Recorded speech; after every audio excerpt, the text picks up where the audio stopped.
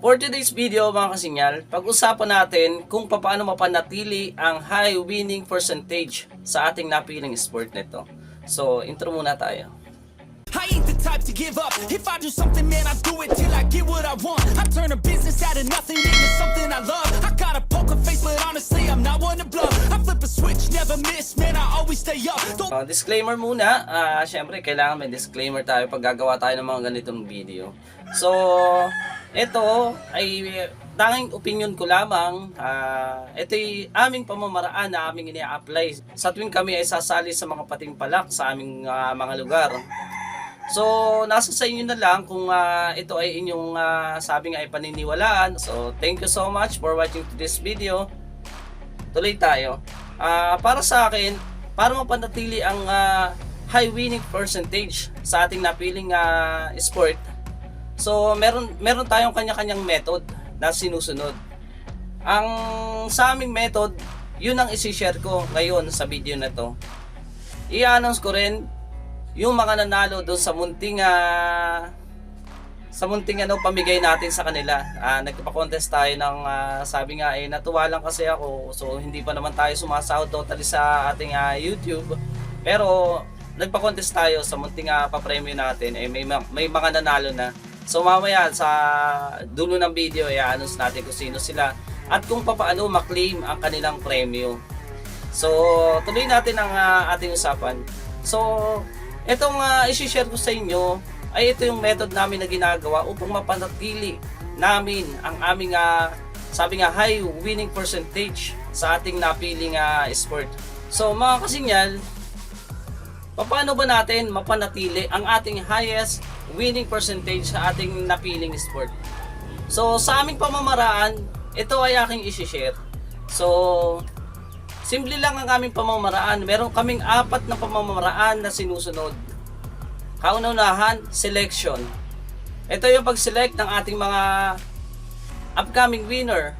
So, dito pumapasok yung pag-select ng magandang katawan, yung malakas kumain, and sa madaling salita, walang diferensya. So, sa pangalawa, ito yung preconditioning. So sa preconditioning, dito pumapasok yung mga pagsasanay na ating ginagawa sa ating upcoming winner. So gagawa ako ng video, latest video, yung preconditioning na tinatawag na yan. So pangatlo, 21 days conditioning method. So mga kasinyal, dito pumapasok yung panghuling pagsasanay natin sa ating mga upcoming winner upang humarap sa ating sasalihang patimpalak sa ating napiling sport. So dito pumapasok yung pagsasanay physical and then mentally. Kailangan kumbaga handang-handa na talaga sila dyan dahil ayan yung pinakahuling pagsasanay na ginagawa natin upang talagang 100% na hubog na ang ating mga upcoming winner upang magtagumpay tayo sa ating napiling sport, sabi nga. And then number 4, kumbaga ito, dito pumapasok naman yung aming matandang paniniwala. Walang iba kundi ito yung lunar cocking calendar. So dito sa lunar cocking calendar, tinitingnan lang namin ang kulay ng balahibo ng aming mga upcoming winner, kung anong kulay, kung anong panahon sila malakas. Sa bawat kulay ng mga upcoming winner natin, may mga kanya-kanyang panahon yan Kumbaga, maaaring sa full moon, last quarter, first quarter, or new moon. So, yun ang tips na gusto kong ibahagi sa inyo mga kasinyal. So, pinaka-explain lang natin itong video na to sapagkat gagawa tayo ng panibagong content about sa selections and about sa preconditioning method. Sa 21 days conditioning, updated yan.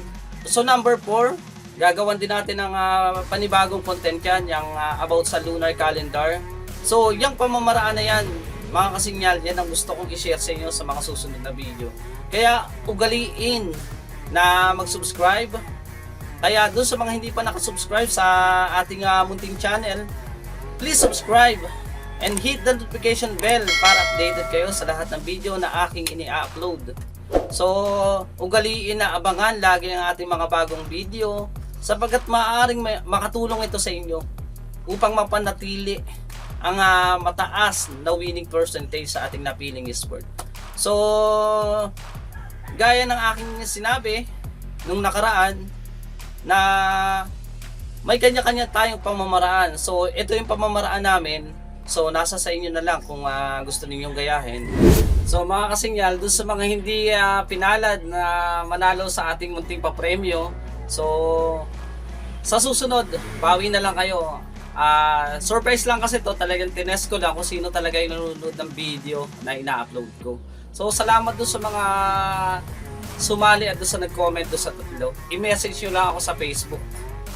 So, bigyan ko kayo ng instruction kung paano i-claim ang inyong mga premyo. So, maliit na halaga lang yan, alam ko. Pero, sana kahit paano makatulong sa pangmerienda nyo. So, thank you so much talaga. So, lubos din ako nagpapasalamat kay Kimpo Onyi sa pag-update sa akin sa pagkapanalo ng iyong napili na yan.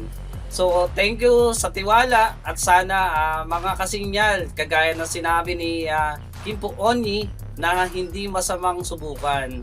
So, hindi masama na subukan, malay nyo, swerte kayo. So mga kasinyal, ito yung sinend na video ni Kimpo Onyi yan, sa Messenger. So, thank you so much Kimpo Onyi sa pag-update.